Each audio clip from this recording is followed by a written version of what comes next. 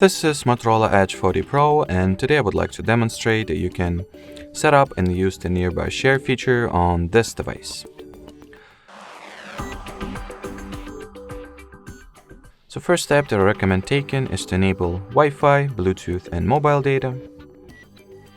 Then find the tile that says nearby share, here it is in my case, and touch and hold edit. In order to activate the nearby share feature, you gotta simply toggle on this switch. Then you can rename your device if you want to. You can make it visible or invisible by toggling on this switch, as well as restrict its visibility. Then you can modify the data type or data transfer mode that will be used for the file exchange. And you're all set and ready to go.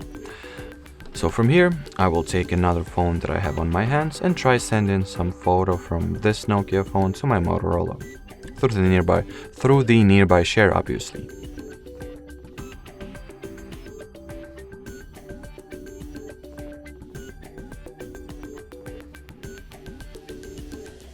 So here's my Motorola has gotten discovered.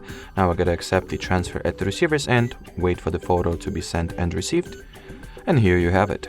Alrighty, so that will be it for this video, guys. Thanks for watching, thanks for your attention, and bye bye.